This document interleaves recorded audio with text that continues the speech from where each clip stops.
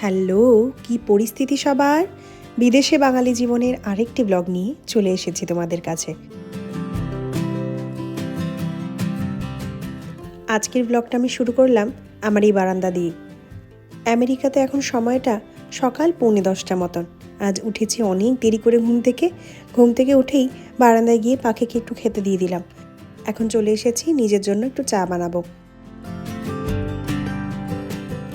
শাওন সকাল সকাল উঠেই চলে গিয়েছে অফিসে। তারপর আবার খানিকক্ষণের জন্য আমি ঘুমিয়ে পড়েছিলাম। আর ওদিকে বন্ধুরা একটু ঘুমাচ্ছে। আসলে আমেরিকার যেই জায়গাটায় ওরা থাকে সেখানের সাথে আমাদের এখানকার টাইমের একটা পার্থক্য আছে।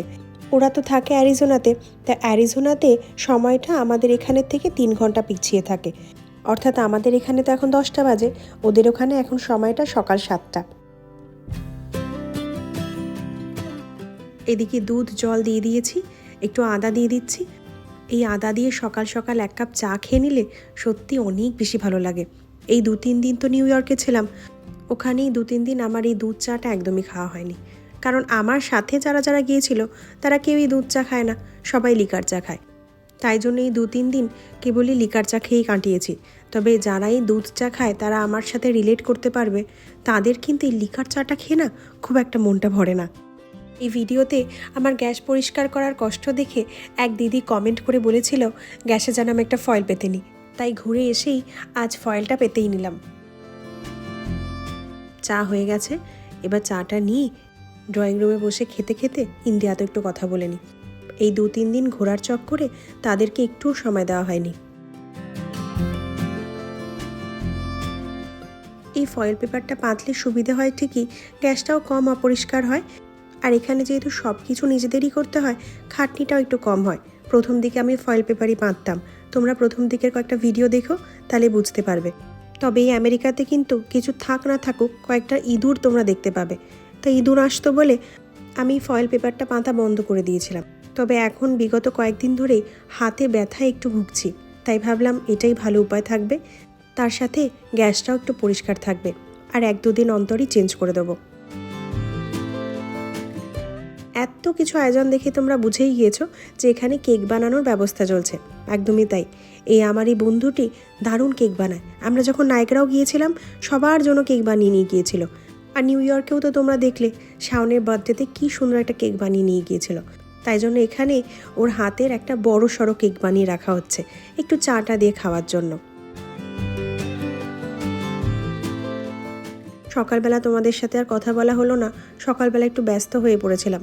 তারপরেই ঘুরে টুরে এসে না কেন জানি নিজের বড্ড বেশি টায়ার্ড লাগছিল। কোনো রকম একটু রান্নাবান্না করে খেয়ে দিয়ে আজ দুপুরে একেবারে একটা ভাত ঘুম দিয়েছিলাম। তারপরে এই দিদির ফোন আসলো যে তোরা দুজন চলে আয়, এখানে আমরা একটুখানি কেক বানাই, সাথে একটু চা খাই, একটু গল্পও করি।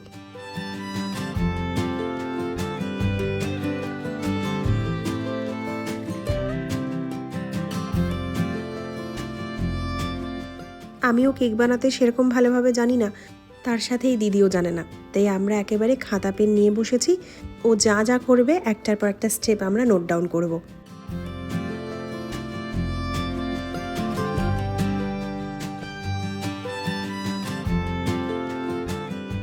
অসাধারণ কেক বানায়, খুব সুন্দর মেজারমেন্ট আইডিয়া। তার সাথে আমার সব থেকে বেশি ভালো লেগেছে ওর কেকের অনেক বেশি সফট এবং অনেকটা মিষ্টি কম, হালকা মিষ্টি, যেটা আমরা পছন্দ করি।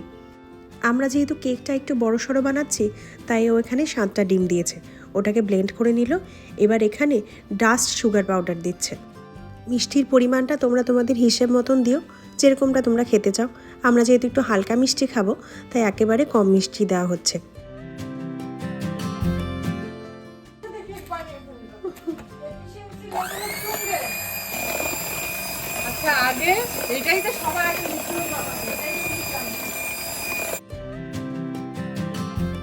এবার এই চিনিটাকেও ভালো করে এর সাথে ব্লেন্ড করে নিচ্ছে। এবার এখানে দিয়ে দেবে পরিমাণ মতো বাটার, তার সাথে একটু সাদা তেল। এখানে অপর্ণা কেকটা বানাতে থাকুক। তোমাদের সাথে একটা সুন্দর বিষয় শেয়ার করি। বিদেশে আসলে অনেক মানুষের অনেক রকমের এক্সপিরিয়েন্স থাকে, কারোর ভালো তো কারোর ততটাই খারাপ। তবে আমার এক্সপিরিয়েন্সে তোমরা নিশ্চয়ই বুঝতে পারো এই সবার সাথে একসাথে মিলেমিশে যখনই থাকি সেটা দেখে। এবার আসি মূল কথায়। যখন আমার এই বন্ধুরা অ্যারিজোনা থেকে আসবে প্ল্যান হলো এবং আমরা সবাই মিলে নায়গ্রা যাওয়ার কথা ঠিক হলো যে আমরা সবাই মিলে নায়গ্রা ঘুরতে যাব। ঠিক সেই মুহূর্তে বাকি কারোরই যাওয়ার কথা ছিল না, কেবলই আমাদের 4 জনেরই যাওয়ার কথা ছিল। সেই হিসাব মতন আমরা হোটেলও দেখছিলাম। তবে এরই মধ্যে যখন এক এক করে এক একজন জানতে পারলো, সবাই বলল এই আমরাও যাব। কিন্তু প্রথম দিকে আমরা একটু ভয় পেয়েছিলাম, এটা ভেবে যে ওরা তো কাউকে চেনে না, ওদের যদি এখানে এসে সেরকম ভালো না লাগে, বা সব থেকে বড় কথা ছিল ওরা যদি কমফোর্টেবল না ফিল করে। তা সেটা ভেবে আমি এবং শাওন একটু চিন্তিত ছিলামই প্রথম দিকে। তবে আমাদের চিন্তাটা যে নিছক একটা বাজে চিন্তার সময় নষ্ট ছিল তা আজকের এই ভিডিওটা দেখেই বোঝা যাচ্ছে। আমরা একসাথে ঘুরে আসার পর একসাথে বসে গল্প করা, চা খাওয়া এবং একে অন্যের সাথে সময় কাটানো, সবটারই একটা দারুণ সুন্দর ছবি বিভিন্ন দিন বিভিন্ন রকমভাবে দেখতে পেয়েছি। তখন আমরা দুজন যতটাই স্যাটিসফাইড হয়েছি, তার থেকে অনেক বেশি খুশি হয়েছি এই ভেবে যে আমাদের কাছের মানুষগুলো শুধুই আমাদের কাছের মানুষ নয়, সবারই কাছের মানুষ হওয়ার যোগ্যতা রাখে। প্রবাসে বন্ধুর বাড়িতে লোক আসলে আরেক প্রবাসী বন্ধু কিভাবে যে তাকেও নিজের বন্ধু বানিয়ে নেয়, সেটা সত্যিই দেখার মতন। এবার আবার ফেরত আসি কেক বানানোতে। ময়দা দিয়ে ভালো করে ব্লেন্ড করার পর আরেকটু ময়দা দেওয়া হলো, তার সাথে এখন দেওয়া হচ্ছে বেকিং পাউডার।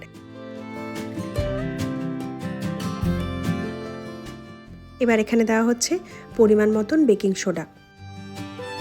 এখানে আমরা একটু বেশি পরিমাণেই বানাচ্ছি, তবে 1 কাপ ময়দার জন্য কতটা কি মেজারমেন্ট দরকার সেটা দাঁড়াও তোমাদেরকে একবার বলে দিই।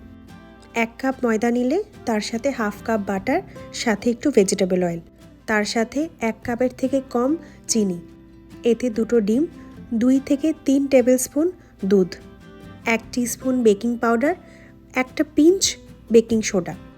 তারপর প্রথমে ডিম দিয়ে, তারপরে চিনি দিয়ে, তারপর একে একে সব কিছু দিয়ে ভালো করে হুইস্ক করে নিতে হবে। তোমাদের কাছে যদি এই হ্যান্ড ব্লেন্ডারটি না থাকে তাহলে হাতই যথেষ্ট। সবশেষে এখানে একটু ভ্যানিলা এসেন্স দিয়ে দিলাম। আমরা যেহেতু অনেক পরিমাণে বেশি বানাচ্ছি, আমরা বেশি দিচ্ছি, তোমরা তোমাদের পরিমাণ মতন অল্পও দেবে। সব ভালো করে মিক্স করা হয়ে গেলে 350 ডিগ্রি ফারেনহাইটে ওভেনটাকে একটু প্রিহিট করে নেবে। আর তোমাদের কাছে যদি ওভেন না থাকে তাহলে প্রেসার কুকারও করতে পারো। কুকারের মধ্যে একটু বালি দিয়ে তার উপরে একটা স্ট্যান্ড দিয়ে তার মধ্যে বসিয়ে দিতে পারো। আবারও বলে দিচ্ছি, আমি তোমাদেরকে যে মেজারমেন্টটা বলে দিলাম সেটা 1 কাপ ময়দার জন্য। আর সবশেষে একটা কথা বলি, যত ভালোভাবে এইভাবে ব্লেন্ড করতে পারবে তত ভালো কিন্তু কেকটা হবে, তত সফট হবে।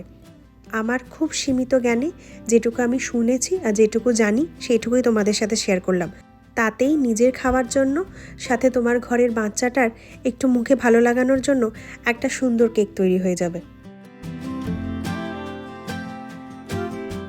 এখানেই বাচ্চাটা আমাদের সমান তালে হেল্প করে চলেছে। কোনো কাজই আমাদেরকে শুধু করতে দেবে না, তাকে কোনো না কোনো কাজ করতেই হবে। সেটা যতটাই অসম্পূর্ণ থাকুক আর যতটাই অগোছালো হোক, তাকে কাজে হাত লাগাতেই হবে।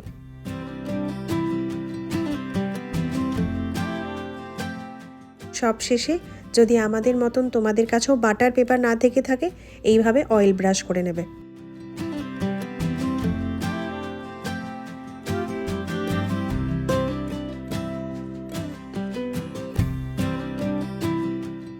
এবার কিছু চপ করে রাখা ড্রাই ফ্রুটস আর কয়েকটা কিশমিশ দিয়ে দিচ্ছি।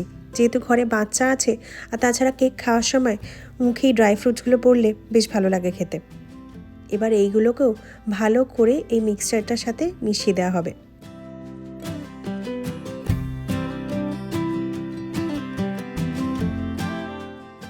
আমার এই বান্ধবীটিকে বহুবার রিকোয়েস্ট করা হয়েছে ক্যামেরার সামনে আসার জন্য, ততবারই ও যত্ন সহকারে আমাকে না করে দিয়েছে। তার কারণ তার এই ক্যামেরার সামনে আসতে লজ্জা করে। তাই আর বেশিবার ডিস্টার্ব করলাম না। এই চক্করে দেখা গেল কেকটাই ভালো খেতে হলো না। এইদিকে ড্রাই ফ্রুটসগুলো ভালো করে মিশিয়ে দেওয়া হয়েছে। এবার আমরা ওভেনে নিয়ে যাব। ওভেনটা আমরা কিন্তু প্রিহিট করে রেখেছি।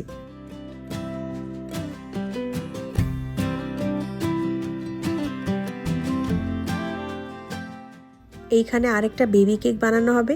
ছোট্ট একটা পাত্র খুঁজে বের করা হয়েছে। আমাদের সব থেকে ছোট্ট হেল্পারটি ওখানে একটু অয়েল ব্রাশ করে দিল। এবার এখানে মিক্সচারটা দিয়ে আমরা ওভেনে দিয়ে দেবো।